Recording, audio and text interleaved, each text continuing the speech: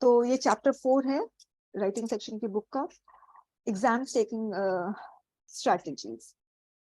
Examination is the detailed inspection of your preparation prior to it. तो examination जो है वो डिसाइड करता है आपका कितना प्रिपरेशन है, ठीक है, और रिजल्ट बताता है कि आपका प्रिपरेशन है या नहीं है। एक्चुअली हम लोग पूरा 2 साल तक मेहनत करते हैं, एग्जाम देते हैं, रिजल्ट आता है, नहीं हुआ, हाँ पढ़ाई नहीं होगा, जबकि हमें पता है हमने कितनी मेहनत की है, मगर वो रिजल्ट से ही लोग जजमेंट पास करना शुरू कर देते हैं, नहीं पढ़ा होगा। मगर इस तरह से जजमेंट नहीं पास करना चाहिए, ना हमें करना चाहिए ना दूसरों को करना चाहिए। किसी का रिजल्ट से हम नहीं पता लगा सकते कि उसने पढ़ा नहीं है, उसने मेहनत नहीं किया, क्योंकि जो रिजल्ट निकलता है ना, वो रिजल्ट जो होता है, it is the by product of so many factors. पहला फैक्टर प्रिपरेशन है, ठीक है। एक और फैक्टर है एग्जामिनेशन हॉल में जब आप बैठे हो तो उस समय कैसा आप एग्जाम ठीक से दे रहे हो और नहीं दे रहे हो, ठीक है, वो फैक्टर है। डेस्टिनी, डेस्टिनी मैं बहुत ज्यादा बिलीव करती हूँ, क्योंकि जहां लिखा है ना वहीं होने का है, कहीं और नहीं हो सकता है, ठीक है, और जब लिखा है तभी मिलेगा। You know, we do not have much control, we have, मगर बहुत कंट्रोल नहीं है अपनी जिंदगी पर। अगर अपनी जिंदगी पे कंट्रोल होता तो अपनी बीमारी को भी कंट्रोल कर लेते। सर दर्द कर रहा है, क्यों can't we control our headache? Can we control our blood circulation? No we can't. So we have got control but limited control, okay. तो इसीलिए, मगर बिना प्रिपरेशन करे you can not blame destiny. ओ डेस्टिनी नहीं चाहता था तो तुमने क्या किया, पढ़ाई किया या नहीं किया, ऐसा नहीं कर सकते। Anyways, exam is the detailed inspection of your preparation prior to it, so there is no substitute for preparation. If you haven't studied throughout the year for paper 2, all the exam taking strategies in the world won't save you. Prepare ही नहीं किया तो exam taking strategies का क्या करोगे? तो जिसने prepare किया है ये chapter उसी के लिए है। However, you should also understand that preparation alone will not help. सिर्फ preparation से ही नहीं exam clear होता है।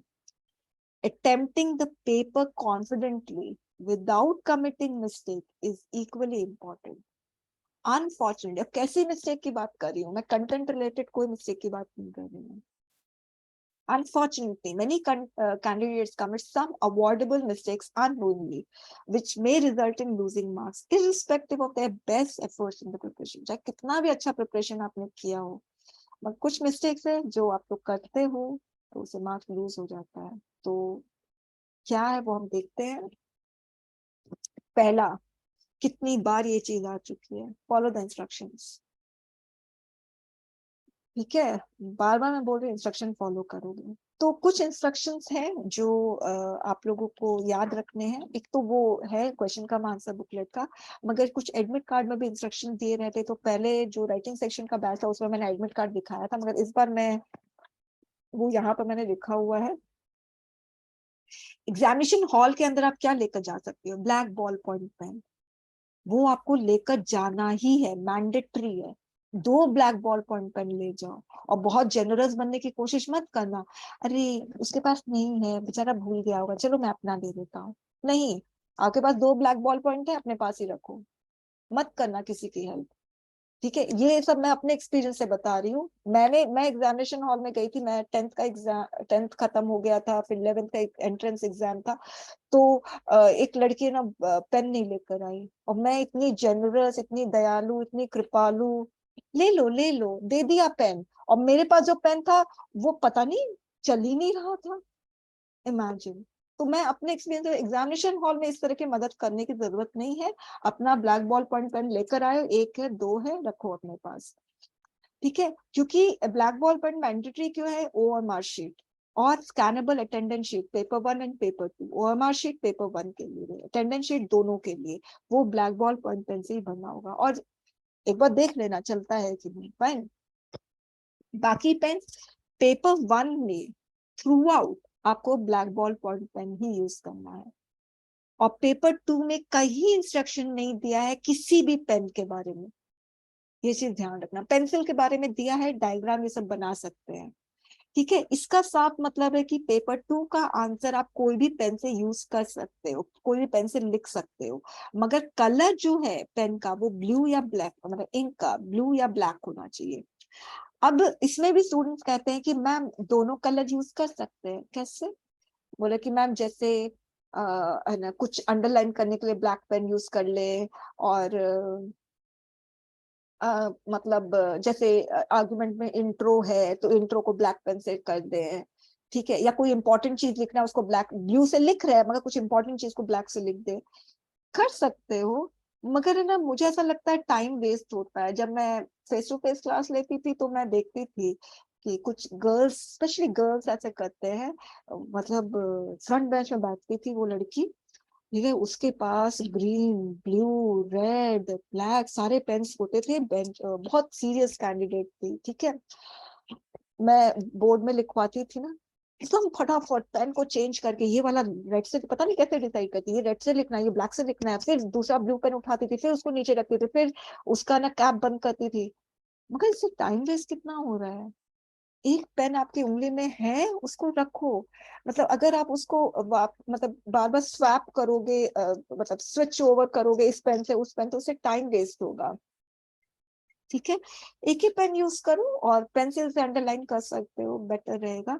Highlighting can be done with the pencil, not with other colour pen. Select the pen very carefully as it may become the reason for ruining your exam. Pen को select करना बहुत जरूरी है।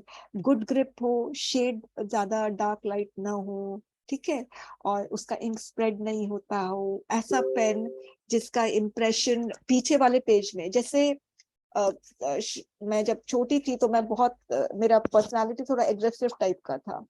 तो जिसका aggressive type का personality होता है ना, वो जब लिखते हैं ना, इतना प्रेशर देकर लिखते हैं कि उसका ना पीछे इम्प्रेशन, जो पेज के पीछे उसका इम्प्रेशन आ जाता है, इतना मतलब बहुत गड़ा गड़ा के लिखते हैं, ठीक है। तो ऐसे पर्सनालिटी ट्रेट्स भी होते हैं, तो वो पता चल जाता है। और कोई कोई बहुत इतना स्मूथली लिखेंगे, पीछे कुछ पता ही नहीं चलता है कि कुछ लिखा भी हुआ है ना, आता नहीं है। Most importantly, once you choose your pen, do not change it till the exam. Write with the same pen even in the exam. अब पेंसिल, तो यानी आप एग्जाम में क्या कैरी करोगे? ब्लैक बॉल पॉइंट पेन, और फिर जो वो दो कैरी करना, जो पेन पेपर टू जिस पेन से दोगे वो भी दो ही कैरी करना, बेटर रहेगा। एक पेंसिल कैरी कर लेना, ठीक है, और पेंसिल को शार्पन करके जाना, और अंडरलाइनिंग कर सकते हो पेंसिल से, इससे ना शैबी और मेसी नहीं लगेगा। इरेजर लेकर जाना, लेकर जा सकते हो, इम्पोर्टेंट है इरेजर, क्योंकि है ना, सपोज कुछ अंडरलाइन आपने किया वो सही नहीं है तो वो इरेजर काम में आएगा आपके, ठीक है। शार्पनर कैरी कर सकते हो अगर सपोज पेंसिल आपकी डल हो जाती है, वैसे तो होगी नहीं क्योंकि सिर्फ अंडरलाइन ही करना होता है। व्हाइटनर जरूरी है लेकर जाना, ठीक है, वो करेक्शन फ्लूइड जो होता है वो बहुत जरूरी है लेकर जाना। ये प्रेसी के लिए जरूरी हो जाता है स्टूडेंट्स। व्हाइटनर आप through out the answer script नहीं यूज करना, ठीक है। ओ ये गलती हो गई, व्हाइटनर यूज कर लो, ना ना ना, वो सही नहीं है। प्रेसी के लिए बहुत इंपॉर्टेंट है, क्योंकि आपको जो प्रेसी शीट मिलती है स्टूडेंट्स, वो इसमें इस तरह से बॉक्सेस होते हैं, ठीक है।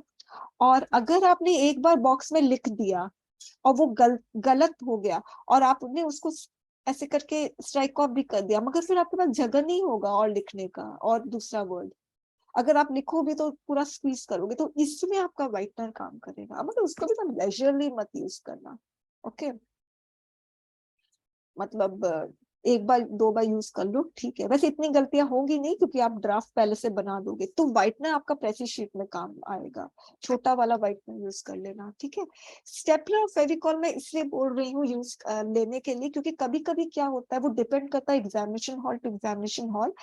कभी कोई एग्जामिनेशन हॉल ऐसा होता है, सेंटर, एग्जामिनेशन सेंटर ऐसा होता है जिसमें थोड़ा सा स्ट्रिक्ट होते हैं, ठीक है। अगर आपका एडमिट कार्ड है जिसका आपने प्रिंट आउट निकाला और उसमें फोटो आपके अच्छे नहीं आए, तो आपको फोटो तो अपना कैरी करना ही पड़ेगा, और ये एडमिट कार्ड में भी इंस्ट्रक्शन लिखा है कि फोटो भी कैरी करना है।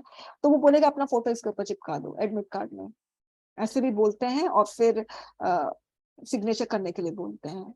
तो फोटो चिपकाने के लिए आप क्या एग्जामिनेशन हॉल में भागोगे सेंटर में इधर उधर, कहाँ किसी के पास स्टेपलर है, फेविकॉल है? नहीं भागोगे ना। कितना ये, क्या ये सब टेंशन लेने के लिए आप जा रहे हो? टेंशन, आप एग्जामिनेशन सेंटर क्यों जा रहे हैं? एग्जाम देने जा रहे हो।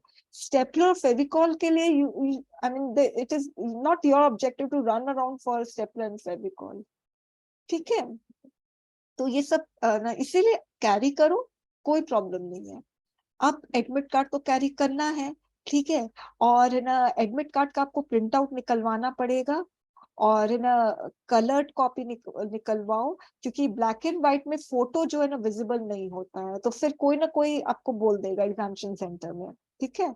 और A4 साइज पेपर में होगा।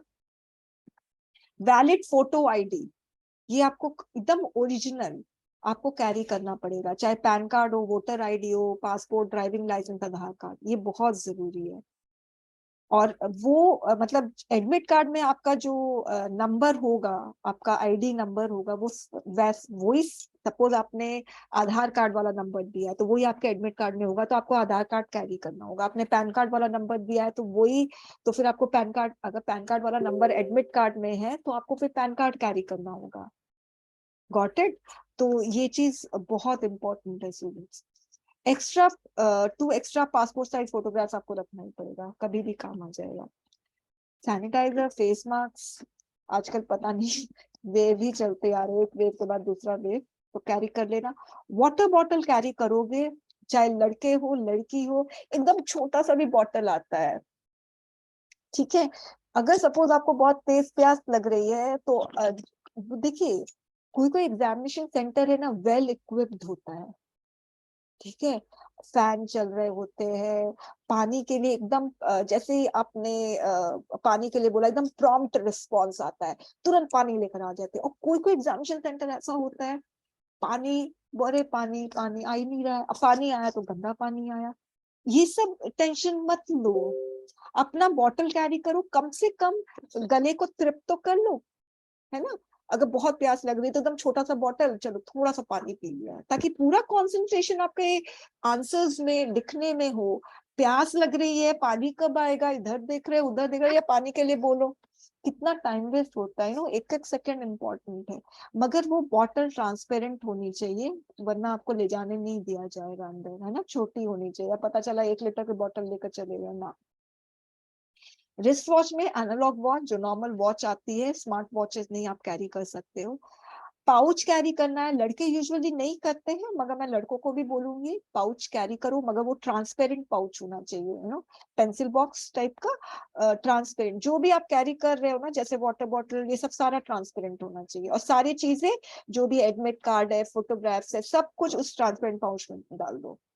ठीक है, सही रहेगा। और कोई कोई स्टूडेंट बोलते हैं मैम क्लिपबोर्ड ले जा सकते हैं, क्लिपबोर्ड ले जा सकते हो, ट्रांसपेरेंट होना चाहिए, मगर उतनी जरूरत नहीं पड़ती है, क्योंकि जो आपको बुकलेट मिलती है वो 48 पेजेस की होती है, तो आप सोचो एक तरीके से पूरी नोटबुक ही होती है वो, है ना। तो उसमें आपको है ना क्लिपबोर्ड की जरूरत नहीं पड़ती है। मगर अब कोई कोई एग्जामिनेशन सेंटर होता है, इतना बेकार डेस्क होता है ना, वो बड़ खाबर टाइप्स का। ठीक है, तो फिर उसमें क्लिपबोर्ड मदद करेगी, मगर बहुत मदद नहीं करती है स्टूडेंट्स को, कि वो बुकलेट ही इतनी मोटी होती है ना। You get thick booklet for answer writing, मगर अगर फिर भी आप लेना चाहते हो, मगर वो भी ट्रांसपेरेंट होना चाहिए। Keep them all in your pouch the night before exam. The last minute rush for these things can stress your mind. मैंने देखा है कोई कोई स्टूडेंट, अरे आज तो एग्जाम है मेरा, ठीक है, मैं हॉस्टल में रहती थी, अरे एग्जाम है मेरा, चलो चलो पेन दो, स्केल दो, ये दो वो दो, उसी समय। ठीक है, क्योंकि 5 मिनट ही लगता था हम लोग को कॉलेज पहुंचने में। ठीक है, पैदल, तो ये दो वो दो। और मैं तो पहले से प्रिपरेशन कर लेती थी। ठीक है, मगर कुछ स्टूडेंट, सबका अपना अपना नेचर होता है, कुछ एकदम एंड मोमेंट में करते थे, वो काम मत करना। Last minute rush for these things can stress your mind more and create panic during the exam, which can ruin your entire paper. So do not carry any notes, books to the examination center. अब क्या होता है कि examination centre में मैं देखती हूँ students कुछ कुछ मैगजीन्स लेते हैं, लेकर चले जाते हैं कुछ बुक्स पढ़ने के लिए। अपने ना दिमाग को फ्री रखो, जो पढ़ लिया पढ़ लिया। ठीक है, अब ये मत सोचो कि, अब जिसने, मैंने एक बार धोनी का इंटरव्यू देखा था, तो उन्होंने बोला था कि जिस तरह से अगर आपने पूरे साल प्रिपरेशन नहीं की है तो लास्ट में प्रिपरेशन करके क्या होगा, और अगर पूरे साल प्रिपरेशन की है तो लास्ट में स्टडी करने से कोई मतलब ही नहीं है, उसका कोई यूज ही नहीं है ना, क्योंकि पूरे साल प्रिपरेशन किया है। इतना ना ओवर बर्डन मत हो एग्जामिनेशन सेंटर में, एकदम लाइट, एग्जामिनेशन सेंटर में एकदम लाइट होके जाओ। ठीक है। और कोई कोई बोलते हैं कि बीच में 2 घंटे का टाइम मिलता है तो थोड़ा पेपर 2 देख ले। पेपर 2 में ऐसा कुछ देखने के लिए नहीं होता है ना, पूरा आप पढ़ लो, 3-4 महीने ग्रामर को स्ट्रॉन्ग कर लो, ठीक है, रिलैक्स करो। 2 घंटे के बीच में जो है खाओ पियो थोड़ा सा ना, थोड़ा लेट लो, सो लो थोड़ा, अगर पार्क वार्क है तो, ठीक है।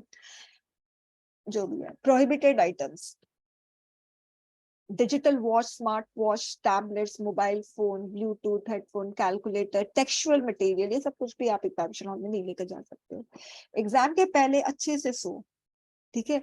कोई कोई रात भर पढ़ता है, पता नहीं कैसे पढ़ लेते हैं, मगर कोई कोई पढ़ता है, मगर ना एग्जाम के एक दिन पहले ना, थोड़ा एक दिन पहले मतलब कि सुबह को एग्जाम है तो उस रात को तो कम से कम अच्छे से सो जाओ, ठीक है। इससे क्या होगा, ब्रेन फंक्शन इंप्रूव करता है, मेमोरी लेवल जो भी है आपने पढ़ा है वो जब आप सो जाओगे तो पूरे अच्छे से रजिस्टर हो जाएगा, दिमाग अब्सॉर्ब कर लेगा उस चीज को। एग्जाम सेंटर में जल्दी पहुंचो, अच्छे से एग्जाम सेंटर का पूरा एरिया जो है पहले से, अगर कोई कोई होते हैं स्टूडेंट पहले से विजिट कर लेते हैं एग्जामिनेशन सेंटर, तो पता चल जाता है कि ना कैसे रास्ता वास्ता के बारे में पता चल जाता है, ठीक है। तो ये भी कर सकते हो, वरना पहले भी पहुंच सकते हो, ठीक है। बेसिकली ये सब बताने का एक यही रीजन है कि आपका दिमाग एग्जामिनेशन सेंटर में स्ट्रेस फ्री रहे, रिलैक्स रहे। Keep yourself away from unnecessary talks at the examination center. Don't talk about what, how much others have prepared. ठीक है, ये सब कंपैरिजन से टेंशन होगा। और एडमिट कार्ड का इंस्ट्रक्शन बहुत अच्छे से फॉलो करना है, कि कोई भी इंस्ट्रक्शन वॉयलेट करोगे तो कैंसिल होने का डर रहेगा। वापस से क्वेश्चन पेपर का इंस्ट्रक्शन को फॉलो करो, कितना इंपॉर्टेंट है। अब 7th जो है वो है make strategy for writing the answers.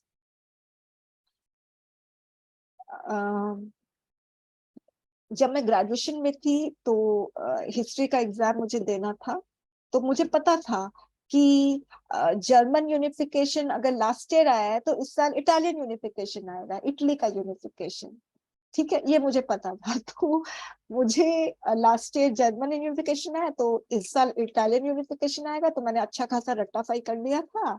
और उस ग्रेजुएशन में मुझे ये नहीं पता था कि जो क्वेश्चन पूछा जाता ना उसी का आंसर करना चाहिए, वो मुझे पोस्ट ग्रेजुएशन में पता चला। तो क्वेश्चन पेपर मिलने के पहले ही मैंने अपने आंसर स्क्रिप्ट मेरे को पहले मिल जाती थी, तो क्वेश्चन पेपर मिलने के पहले ही मैंने आंसर लिखना शुरू कर दिया, इटालियन यूनिफिकेशन जो जो मुझे पता था। इमेजिन। तो जो इंजुलेटर थी, क्या लिख रहे हो आप, मैंने कहा मैम आंसर लिख रही हूँ, क्वेश्चन पेपर तो मिला ही नहीं है मैम, मुझे पता ही ये क्वेश्चन आने वाला है ना, क्योंकि मेरा फिर टाइम बच जाएगा ना, ठीक है। तो हम लोग को अगर प्रीवियस ईयर ट्रेंड पता होता है कि कैसे क्वेश्चन आते हो, हम पहले से और इनफैक्ट वो ही आया था, इटालियन यूनिफिकेशन ही आया था, तो हम लोग ना थोड़े रिलैक्स हो जाते हैं, तो हम लोग अपनी एक स्ट्रैटेजी बना लेते हैं कि हमें ऐसे करना है वैसे करना है, ठीक है। हालांकि यहाँ पर क्वेश्चंस प्रेडिक्टेबल नहीं होते हैं, मगर जब आपको क्वेश्चन पेपर मिलता है तो आप एक बार थोड़ा सा टाइम लेकर एक ग्लांस कर लो क्वेश्चन पेपर को बिफोर अटेम्प्टिंग देम। तो इससे क्या होगा, आप अपने थॉट्स को ऑर्गेनाइज कर सकते हो इंटेलिजेंटली, ठीक है, कि कौन सा क्वेश्चन आपको पहले अटेम्प्ट करना है। कोई कंपल्शन नहीं है कि आपको सीक्वेंस में क्वेश्चन को अटेम्प्ट करना है, आंसर्स आपके जो इवैल्यूएट होंगे वो सीक्वेंस में होगा, मगर आपको जो क्वेश्चन आपको आता है आप डिसाइड कर सकते हो कि ये क्वेश्चन मैं पहले अटेम्प्ट करूंगा। तो sequence can be altered according to the increasing order of difficulty level. कहने का मतलब है कि जो क्वेश्चन आपको एकदम इजी लग रहा है, बहुत इजी लग रहा है, उसको पहले अटेम्प्ट करो। जो थोड़ा डिफिकल्ट लग रहा है उसको दूसरा, फिर और डिफिकल्ट लग रहा है, ठीक है, जो एकदम टोटली आप एकदम अनफेमिलियर है उसको लास्ट में अटेम्प्ट करो, ठीक है। It means a question that is the least difficult, सारे डिफिकल्ट होंगे मगर जो लीस्ट डिफिकल्ट है उसको पहले अटेम्प्ट करो, मोर डिफिकल्ट है उसको लास्ट में अटेम्प्ट करो। जिसका प्रिपरेशन थॉरो है, ठीक है, जिसने अच्छे से पेपर 2 को प्रिपेयर किया है, किसी सेक्शन को छोड़ा नहीं है, उसी को मैं सजेस्ट करूंगी सबसे पहले ग्रामर पार्ट अटेम्प्ट करना। सिर्फ 10-15 मिनट लगेगा, ग्रामर सेक्शन से मुक्ति मिल जाएगी, आपको लगेगा हाँ चलो ये टेंशन खत्म हो गई, 10 मिनट में ग्रामर खत्म हो गया, ठीक है। दूसरा, प्रेसी सेक्शन है ना, इसको एकदम लास्ट में अटेम्प्ट करना। वैसे डिफिकल्ट होता है स्टूडेंट्स, चाहे आपका कितना भी स्ट्रॉन्ग क्यों ना हो, आपको बहुत अच्छे से लिखना आता हो, मगर फिर भी लास्ट में अटेम्प्ट करना मोस्ट डिफिकल्ट, बहुत मोस्ट टाइम कंज्यूमिंग बोल लो, ठीक है। और लीस्ट स्कोरिंग होता है स्टूडेंट्स, मार्क्स 15 मार्क्स के कितने मिल जाएंगे, 7-8। ग्रामर 25 मार्क्स का कितने मिल सकते हैं, 25 भी मिल सकते हैं, 20 भी मिल सकते हैं, 15 भी मिल सकते हैं, सिर्फ 10 मिनट देकर। और ये प्रेसी आपका पूरा 30 मिनट्स लेगा, ठीक है। तो इजिएस्ट क्वेश्चन शुरुआत में करने से क्या होता है, आपका कॉन्फिडेंस, देखिए एग्जाम में ना आपका कॉन्फिडेंस जैसे कम होगा ना, आपकी क्वालिटी ऑफ आंसर्स में वो इम्पैक्ट करेगा। तो मतलब कॉन्फिडेंस को ना एकदम पंप अप करते रहना चाहिए, ओ मुझे आता है, ओ मुझे आता है, ओ मैं कर लूंगा, ठीक है, ये नहीं आता चलो कोई नहीं, मैं दूसरा क्वेश्चन देखता हूँ, अपने मन में, है ना। तो इससे क्या होगा, कॉन्फिडेंस बूस्ट अप होगा, आपका टाइम भी बचेगा, राइट। अच्छा, अब हम बात करें time management and completion of question paper. तो आ, आपका पहला ऑब्जेक्टिव तो होना चाहिए कि जो क्वेश्चन का आंसर बुकलेट है वो एग्जामिनर फ्रेंडली होना चाहिए। दूसरा ऑब्जेक्टिव होना चाहिए कि आप पूरा क्वेश्चन, जो भी क्वेश्चन है उसको पूरा अटेम्प्ट करो, पूरा, ठीक है। क्योंकि नेगेटिव मार्किंग नहीं है, अब एडमिट कार्ड में लिखा है कि both paper 1 and paper 2 have negative marking, ठीक है, मगर पेपर 1 का नेगेटिव मार्किंग होता है, पेपर 2 का नेगेटिव मार्किंग नहीं होता है, ये चीज ध्यान रखना। किसी भी सेक्शन में नहीं होता है, ग्रामर में भी नहीं। So don't be afraid of asking the question about which you are confused or have little knowledge. For the successful completion of the paper, you must stick to the time frame allotted to each section. अब ये chapter 1 में discuss है, वो बताती हूँ।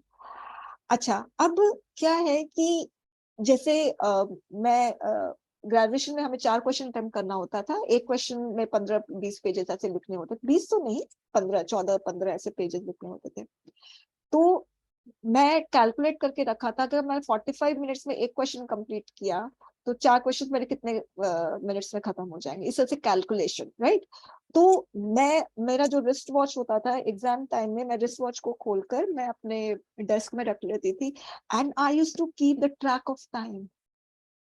अच्छा, सिर्फ 2-3 minute बाकी है ये क्वेश्चन खत्म होने में, ओ मेरा तो इतना रह जाता है, अभी 2-3 मिनट बाकी है, तो चलो कंक्लूड कर दो इस क्वेश्चन को यहीं पर। मेरे को 45 मिनट्स देना है एक क्वेश्चन को, तो मैं 45 मिनट्स ही दूंगी। अगर मैं लेट हो रही हूँ, मुझे लग रहा है मुझे अब टाइम हो गया दूसरे क्वेश्चन में जाने का, तो मैं उस क्वेश्चन को कंक्लूड करके मैं नेक्स्ट क्वेश्चन में आ जाती थी। तो जहां पर मुझे 15 पेज लिखने होते थे, वहां पर मैंने 13 पेज लिखे होते हैं, तो क्या हुआ, मार्क्स तो मिले ही है फिर भी, राइट। तो अब इसके बारे में बात करते हैं कि आपको कौन से क्वेश्चन में कितना टाइम देना चाहिए, जो चैप्टर 1 में है। तो मैं चैप्टर 1 में आ रही हूँ।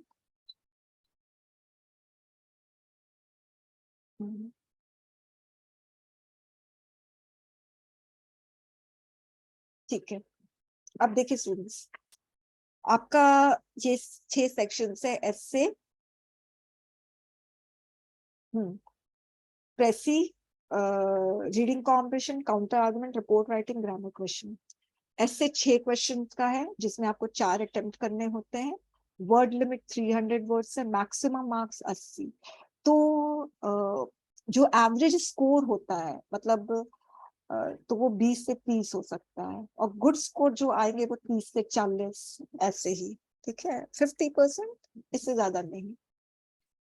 और कितना आपको टाइम देना चाहिए, 1 hour 10 minutes। अब डिवाइड करो, 4 एस्से है, 4 एस्से में आपको 1 hour 10 minutes टाइम देने, यानी 70 मिनट्स देने हैं, राइट।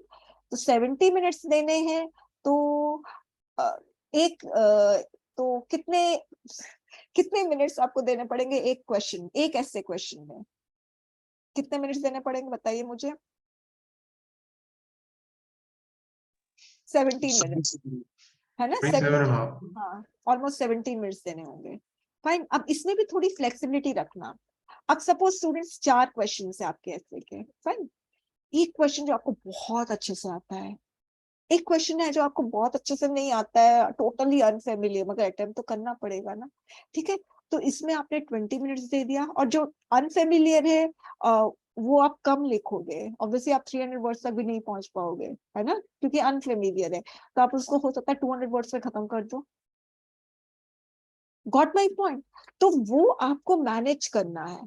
कोई ऐसे में आप 20 मिनट्स लगा दिए, कोई ऐसे में आपने 15 मिनट्स लगा दिया, कोई ऐसे में आपने सिर्फ 10 मिनट्स में खत्म कर दिया, होता है ऐसा। ठीक है, बहुत कम केसेस ऐसे होते हैं जिसमें चारों का चारों फेमिलियर हो जाता है। ठीक है, या चारों का चारों बहुत अच्छा आपको कंटेंट पता है, फाइन। तो आपको 17 मिनट्स ऑन एन एवरेज एक ऐसे में देना है, मगर टोटालिटी में 1 hour 10 minutes में आपका ऐसे खत्म हो जाना चाहिए।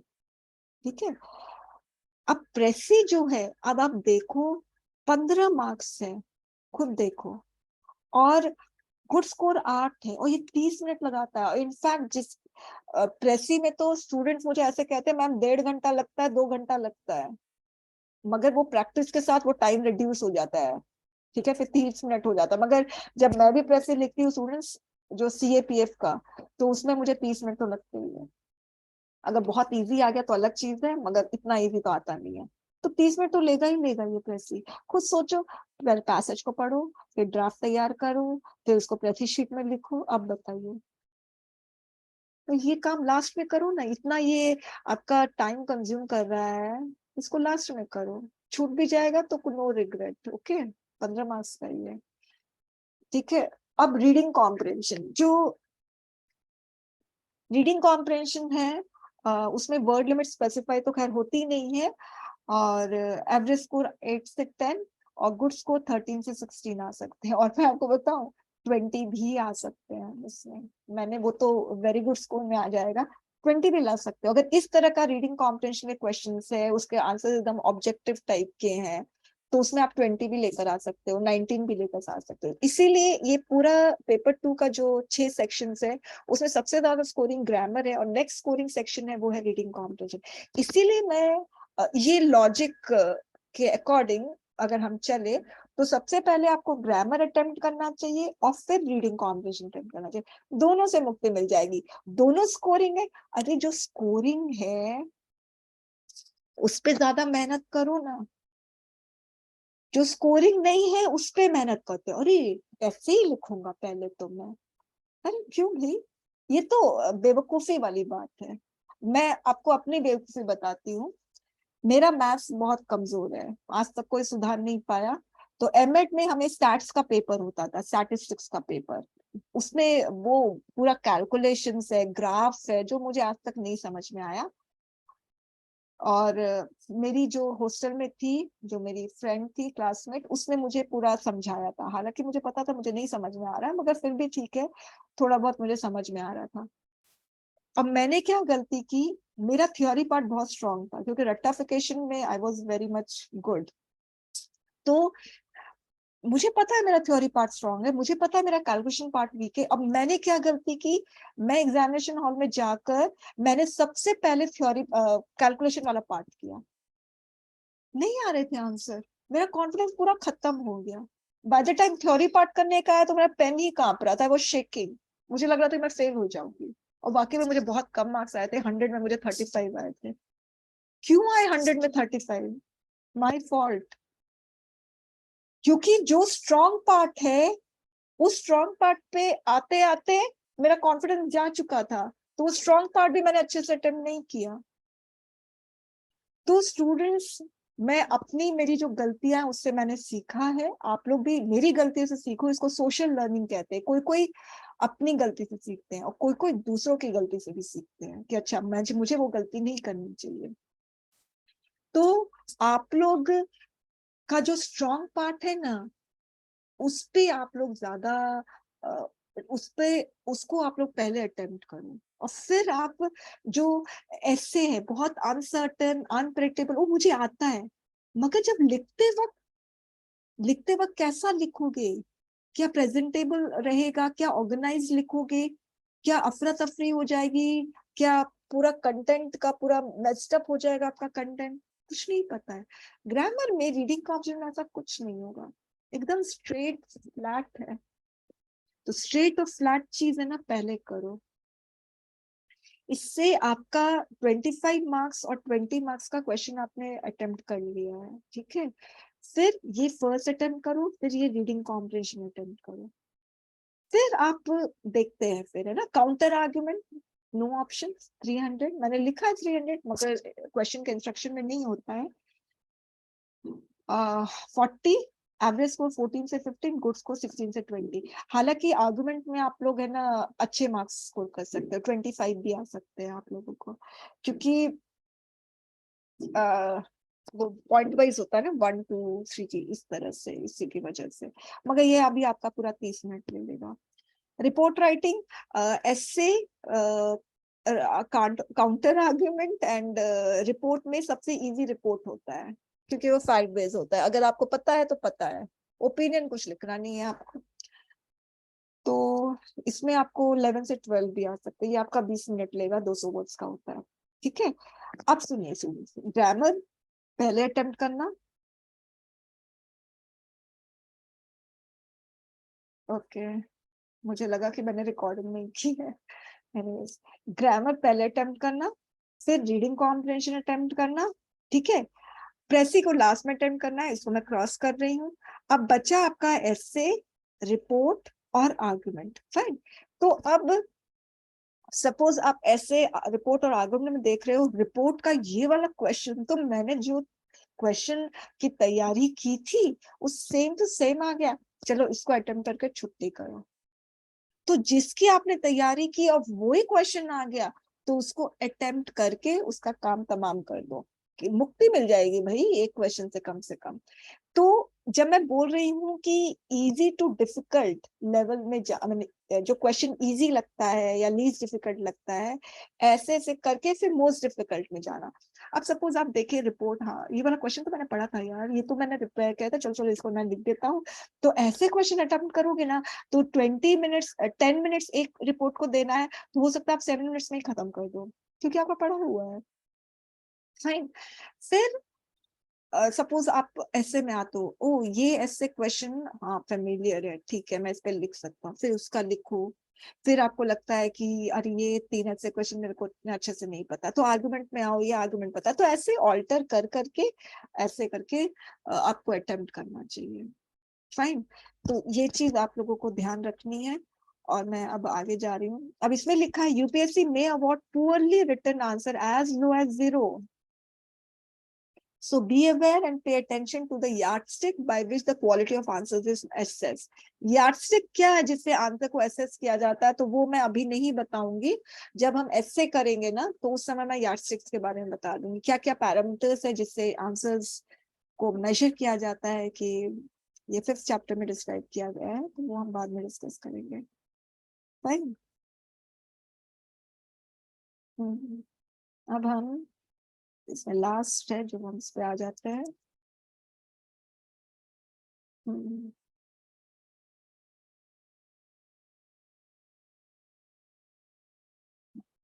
तो टाइम मैनेजमेंट के बारे में हम बात कर लिए हैं। अगर फिर भी इतना टाइम को मैनेज करके फिर भी if you are running out of time, not able to complete the entire answer, do not panic.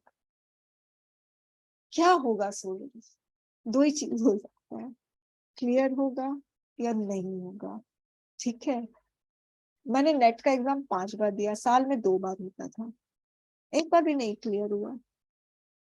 जब 5th बार दिया तो मैं बहुत रोई थी उससे। ठीक है, मगर नेक्स्ट डे कि दरवाजे बंद हो गए हैं क्या, कोई ना तो खुला होगा ना, आई एम हार्ड वर्किंग। ठीक है, कॉलेज में नहीं पढ़ा पा रही हूँ तो ठीक है, स्कूल में पढ़ा सकते हैं, इंस्टीट्यूट में पढ़ा सकते हैं, घर में ट्यूशन पढ़ा सकते हैं, अर्न तो कर ही सकते हैं। राइट, तो मतलब सब कुछ खत्म हो जाता है क्या। ऐसा सोचो कि अगर कुछ, अगर आपका कहीं आपने कुछ गोल सेट किया है, वो गोल तक आप नहीं पहुंच पाए, क्या सब कुछ खत्म हो जाएगा, जिंदगी खत्म हो जाएगी, तबाह हो जाओगे क्या। ये सोचो, एकदम एक्सट्रीम में सोचोगे ना, तब आपको पता नहीं नहीं ऐसा तो नहीं होगा। ठीक है, ऐसा नहीं होता है। और जो आपके सच्चे फ्रेंड्स हैं, ट्रू फ्रेंड्स हैं, कोई कोई होते हैं ना, अच्छा सक्सेस मिलता है तभी फ्रेंड्स होते हैं, ठीक है, जो आपके ट्रू फ्रेंड्स हैं, जो ऐसे पेरेंट्स हैं जो आपको आपके रिजल्ट से आपको जज नहीं करते। बहुत पेरेंट्स हैं जो आपके रिजल्ट से आपको जज करते हैं, नहीं, रिजल्ट नहीं, मेहनत से जज करना चाहिए। कितना मेहनत कर रहे हैं। मेरे पेरेंट्स मुझे मेरी मेहनत से मुझे जज करते थे, तो मैंने बहुत फेलियर देखा हुआ है। तो कभी मुझे फेलियर का टैग नहीं दिया मेरे पेरेंट्स ने कि तो फेलियर ही है। फाइन। ग्रेजुएशन फर्स्ट ईयर में 42% आए थे मुझे। No sorry, graduation first year में तो I topped, second topper second year में, फर्स्ट टॉपर, फाइनल ईयर में 42% आए थे। अब बताइए, एमए प्रीवियस में 42%। तो आप देख रहे हो ग्राफ, सक्सेस का ग्राफ देखिए, ऊपर से एकदम नीचे। क्या मतलब है? तो क्या आप मार्क्स से जज करेंगे, रिजल्ट से? जो सही आदमी, जो सेंसिबल होगा ना, वो आपकी मेहनत से आपको जज करेगा। ओके और आपके रिजल्ट से आपको जज नहीं करेगा। अगर मेरे रिजल्ट से जज करना हो तो फिर तो ओ टॉपर है, अरे ये तो फेलियर है, ये तो जस्ट जस्ट पास हुई अब भी तो इसीलिए जो पेरेंट्स हैं उनको भी समझना चाहिए कि हाँ बच्चा मेहनत कर रहा है ना, रिजल्ट इसके हाथ में नहीं है। सच में हम लोग के हाथ में नहीं होता है, कॉम्पिटिटिव एग्जाम में तो बिल्कुल भी नहीं। ठीक है, ग्रेजुएशन पोस्ट ग्रेजुएशन फिर भी होता है। ठीक है, तो ये चीज जिंदगी खत्म नहीं होती है स्टूडेंट्स। मैं ऐसे कई यूपीएससी के जो टीचर्स हैं, ठीक है, जो पढ़ाते हैं, वो लोग इंटरव्यू तक भी जा चुके हैं, एक बार नहीं 2 बार जा चुके हैं, नहीं हुआ, नहीं बने आईएएस ऑफिसर। तो जिंदगी खत्म हो गई क्या? नहीं हुई है। तो ये चीज अगर आप सोचोगे ना, अपने आप को आप काम रख सकते हो। वरना तो फिर अरे नहीं हुआ तो हम क्या करेंगे, हम क्या करेंगे। एक स्टूडेंट, मैम मुझे सीएपीएफ ही क्लियर करना है, मुझे एसी ही बनना है। तो मैंने बोला अगर नहीं बन पाओगे तो? नहीं मैम वो ही बनना है मेरे को। ठीक है, एनीवेज, तो क्या होगा अगर आप पैनिक करोगे? आपकी राइटिंग खराब होगी, आपका कंटेंट खराब होगा, और कुछ नहीं। ऐसे भी नहीं मिलने का, वैसे भी नहीं मिलने का है। वो मुझे नहीं आता है, ठीक है, नहीं आता, ऐसे भी नहीं होगा, वैसे भी नहीं होगा, तो चलो लिख के करो ना फिर। एनीवेज, आपका आंसर स्क्रिप्ट नीट और टाइडी होना चाहिए, और पैनिक करने की जरूरत नहीं है। अ, अगर your high quality content will not fetch any marks if it is not readable and the examiner will not take any efforts to understand the content. आपने बहुत अच्छा कंटेंट दिया मगर समझ ही नहीं आ रहा है, तो एग्जामिनर क्यों एफर्ट लेगा समझने की? ठीक है, so it is you who have to take the responsibility of making your answers attractive and readable. आप खुद जिम्मेदार हो अपने आंसर्स को अट्रैक्टिव और रीडेबल बनाने में। वो तब होगा स्टूडेंट्स जब आप पैनिक नहीं करोगे, आपकी एंजाइटी लेवल एक ऑप्टिमम लेवल तक होगी, बहुत ज्यादा नहीं, बहुत कम नहीं। वो एंजाइटी तो होती है एग्जाम में, मगर थोड़ा एक्सट्रीम में नहीं होनी चाहिए। राइट, बार बार लिख रही हूँ, stay calm, don't panic. Exam stress is perfectly normal, but don't get overwhelmed by stress. Try to remain calm and keep yourself hydrated by drinking water in regular intervals. Only such mental state your brain will work at its best. जब आप काम रहोगे ना, तब आपका दिमाग काम करेगा। और ये चीज मैंने अपने एमएड के एंट्रेंस एग्जाम में देखी थी, एक्सपीरियंस किया था। ठीक है, तो यही चीज मैं आप लोग को बोल रही हूँ। Every exam is a practice session which test your ability to perform, so analyse your performance after every exam. अब एग्जाम देकर आ गए, मगर पोस्ट एग्जाम एनालिसिस भी आपको करना चाहिए। पेपर 1 का पोस्ट एग्जाम एनालिसिस बहुत अच्छे से होता है, क्योंकि कोई आंसर आपका गलत है तो आप देखो, ये आता था फिर गलत हुआ, आपने क्या केयरलेसनेस इसमें दिखाया है, अपने ऑप्शंस को अच्छे से नहीं पढ़ा, आप ये ना क्वेश्चन अनफेमिलियर था, आप ट्रैप हो गए। ये सब आपको एनालाइज करना चाहिए, ये सब इंट्रोस्पेक्शन होता है। Be sure to take note of in which section you are struggling most. अब जैसे एनालाइज योर परफॉर्मेंस, तो पेपर 2 में आपको देखना होगा कि आप किस सेक्शन में ज्यादा स्ट्रगल कर रहे हो, ग्रामर पार्ट में कर रहे हो, रीडिंग कॉम्प्रिहेंशन में कर रहे हो। ठीक है, तो अपने टीचर से कंसल्ट करो कि कैसे अपने परफॉर्मेंस को आप इम्प्रूव कर सकते हो। और खुद भी बहुत मैच्योर हो, बड़े हो आप लोग, बच्चे नहीं हो। आप लोग खुद भी एनालिसिस कर सकते हो, अपनी वीकनेस और स्ट्रेंथ को पहचान सकते हो। ओके, तो अब मुझे बताइए कोई क्वेश्चन है अभी जो मैंने आप लोगों को बताया, फिर किससे से सर्च करना चाहिए उसके बारे में हम बात करेंगे। हाँ, कोई क्वेश्चन है स्टूडेंट्स?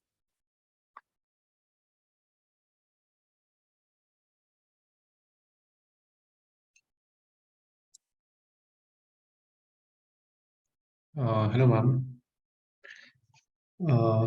मेरा एक क्वेरी था रिगार्डिंग दैट ग्रामेटिकल पोर्शन जो आपने बताया था। एक आपने एक वर्ड दिखाया था जिसका हमें प्लूरल फॉर्म लिखना है and then we have to write the sentence from it. तो एक वर्ड था चॉइस। हाँ हाँ, तो उसमें जो सेंटेंस बनाया था, it was his choice to wear black shirt. हाँ can it be written in this format? Choices हम यूज कर सकते हैं word? Can we use the word choices? देखो, देखो इंस्ट्रक्शन में जो मैंने इंस्ट्रक्शन दिया था उसमें मैंने लिखा था make the plural form and make the sentence with the plural form of the word. ठीक है, ये अंडरस्टूड। था। तो नहीं, sorry, change the word into noun form and make the sentence with the noun form, ये sentence ये था। मगर मैं आपको ये सजेस्ट करूंगी कि मत करना चॉइसेस। ठीक है। और एक और चीज, कभी कभी इंस्ट्रक्शन में दिया रहता है do not change the form of the word while framing the sentence. एकदम स्पेसिफिक दिया रहता है। इसीलिए कह रही है इंस्ट्रक्शन पढ़ना बहुत जरूरी है। जहां पे आपको स्पेसिफिक इंस्ट्रक्शन दिया जा रहा है do not change the form of the given word, you can not change. और कहीं पे इंस्ट्रक्शन नहीं दिया रहता है तो you have got liberty to change, है ना। जैसे फ्रेजल वर्ब है, तो किसी किसी इंस्ट्रक्शन में, मैं आप लोगों को दिखाई देती हूँ, जरूरी है ये। इसके अलावा कोई क्वेश्चन है? Yes ma'am. Hmm Regarding whitener, ma'am, that you mentioned, ma'am, will it make a bad impression or will it deduct marks? देखो, मतलब अगर if you use whitener leisurely definitely it will create bad impression on examiner. तो leisurely use नहीं करना है, एकदम generously use नहीं करना है, सिर्फ प्रेसी राइटिंग में यूज करो, Okay. बेटर रहेगा। और बहुत जरूरी है प्रेसी के लिए, क्योंकि हम लोग देखिए we are prone to make mistakes, है ना। ऐसा तो नहीं है ना कि हम लोग मिस्टेक नहीं करेंगे।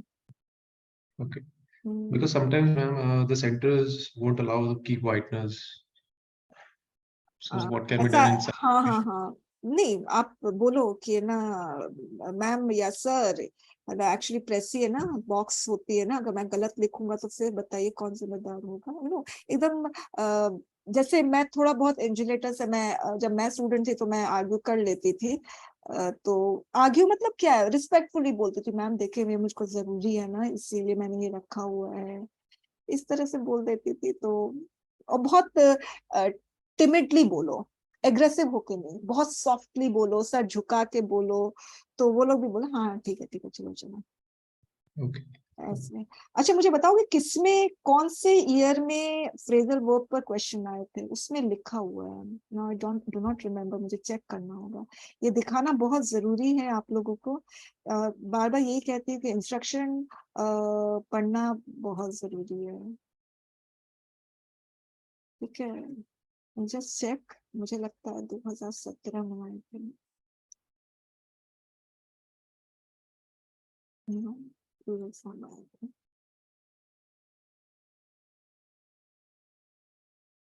जब भी हम है ना टीचर से, इंजिनेटर से बात करते हैं, थोड़ा टिमिडली करते हैं थोड़ा कुछ टीचर्स या इंजिनेटर को, स्पेशली इंजिनेटर को लगता है हाँ हाँ I am someone, I am the boss.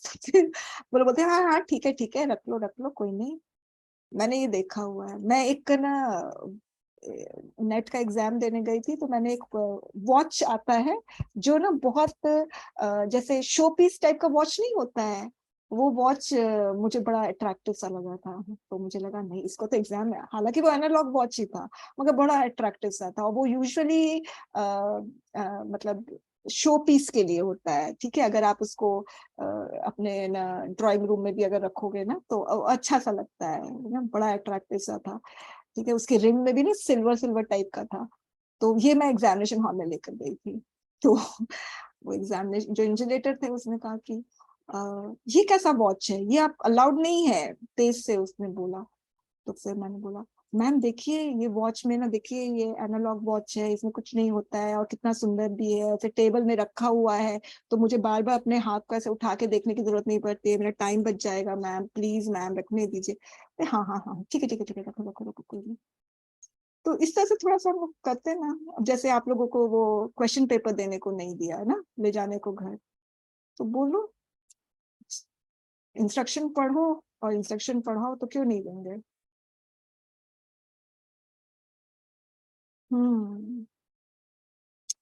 एक तो मिला है, मगर मुझे एक ऐसा देखना है जिसमें लिखा हुआ है कि डू नॉट चेंज द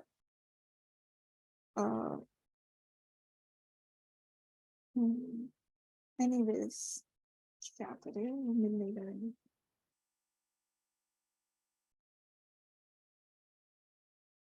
ठीक है, चलिए मैं आप लोगों को एक्चुअली मुझे मिल तो नहीं रहा है, मगर जो चीज मिली है वो मैं आप लोगों को दिखा दूं। जैसे ये है students, use the following phrasal words, ये है कौन use the following phrases in sentences of your own so as to bring out the correct meaning. ठीक है, अब इसमें कहीं पे इंस्ट्रक्शन में नहीं दिया है do not change the form of the given phrasal word, नहीं लिखा है। हेलो मैम, हाँ बोलिए। 2022 में है मैम, 2022 में है क्या? शायद मैम, मैंने देखा है। लेट्स सी, 2022,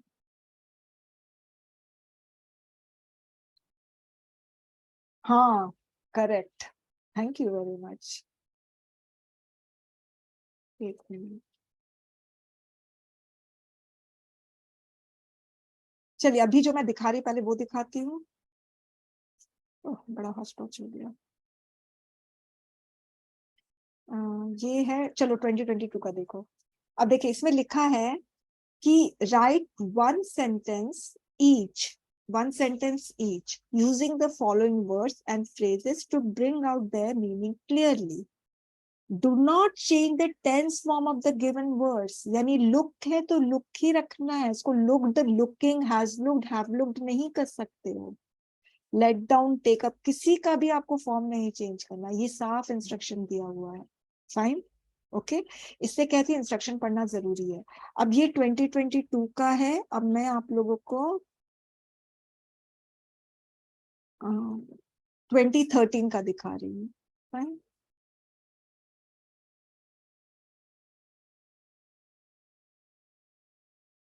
ये है 2013। Use the following phrasal words in sentences of your own. कहीं पे नहीं लिखा है change the form of the given words, मगर अब इसमें थोड़ा सा आपको अक्ल का भी इस्तेमाल करना है। टू डू अवे विद, तो टू आपको रखना ही है, आप टू को ओमिट आउट नहीं कर सकते हो। ठीक है, तो ये सब ट्रिक्स होते हैं, कोई कोई हटा देते हैं, है ना, एज कैंडिडेट जो केयरलेस होंगे। तो इसमें नहीं लिखा है तो you can change. Got my point जो मैं बोल रही हूँ, है ना। तो इंस्ट्रक्शन पढ़ना इसलिए मैं बोलती हूँ बहुत बहुत ज्यादा जरूरी है। अच्छा, और कोई क्वेश्चन है? यस मैम, उसका नेक्स्ट क्वेश्चन आता है मैम, जो वहाँ पे लिखा होता है कि do not make unnecessary changes, तो क्या उसका मीनिंग भी वही होता है क्या? डू नॉट मेक, यानी जो ग्रामेटिकल मिस्टेक है उसी को आप चेंज करो, इसके अलावा आप और किसी चीज को आप चेंज नहीं कर सकते हो। ठीक है, हाँ, और कोई क्वेश्चन? ठीक है, मैं फिर नेक्स्ट में आ रही हूँ, बस मुझे 2 मिनट का टाइम देना।